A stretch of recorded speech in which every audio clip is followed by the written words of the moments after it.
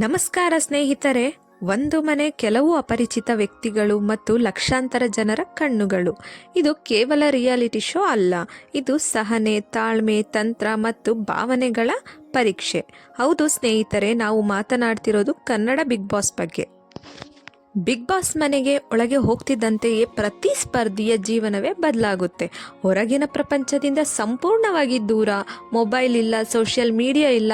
ಆದರೆ ಪ್ರತಿ ಮಾತು, ಪ್ರತಿ ಜಗಳ, ಪ್ರತಿ ಕಣ್ಣೀರು ಎಲ್ಲವೂ ಕ್ಯಾಮರಾ ಮುಂದೆ. ಇಲ್ಲಿ ಸ್ನೇಹಗಳು ಹುಟ್ಟುತ್ತವೆ, ಅದೇ ಸ್ನೇಹಗಳು ಶತ್ರುತ್ವವಾಗುತ್ತವೆ.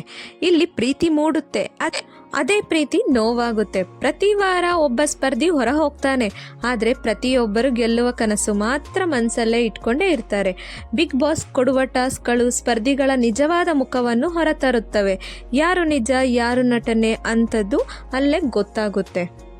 ಕೆಲವರು ಮನೆಯೊಳಗೆ ತಮ್ಮನ್ನು ತಾವೇ ಕಳೆದುಕೊಳ್ಳುತ್ತಾರೆ, ಕೆಲವರು ತಮ್ಮ ನಿಜವಾದ ಶಕ್ತಿಯನ್ನು ಕಂಡುಕೊಳ್ಳುತ್ತಾರೆ.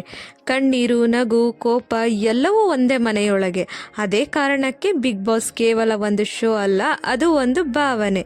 ಕೊನೆಗೆ ಒಬ್ಬ ಮಾತ್ರ ಟ್ರೋಫಿ ಎತ್ತುತ್ತಾನೆ, ಆದರೆ ಪ್ರತಿ ಸ್ಪರ್ಧಿಯೂ ಒಂದು ಕಥೆಯಾಗುತ್ತಾನೆ ಮತ್ತು ನಾವು ಆ ಪ್ರತಿ ಸೀಸನ್ನಲ್ಲೂ ಆ ಕತೆಗೆ ಸಾಕ್ಷಿಯಾಗ್ತಿವೆ. ಹಾಗಾದರೆ ಸ್ನೇಹಿತರೆ, ನಿಮಗೆ ಕನ್ನಡ ಬಿಗ್ ಬಾಸ್ ಹೇಗೆ ಅನಿಸುತ್ತೆ? ಯಾರು ನಿಮ್ಮ ಫೇವ್ರೆಟ್ ಕಂಟೆಸ್ಟೆಂಟ್?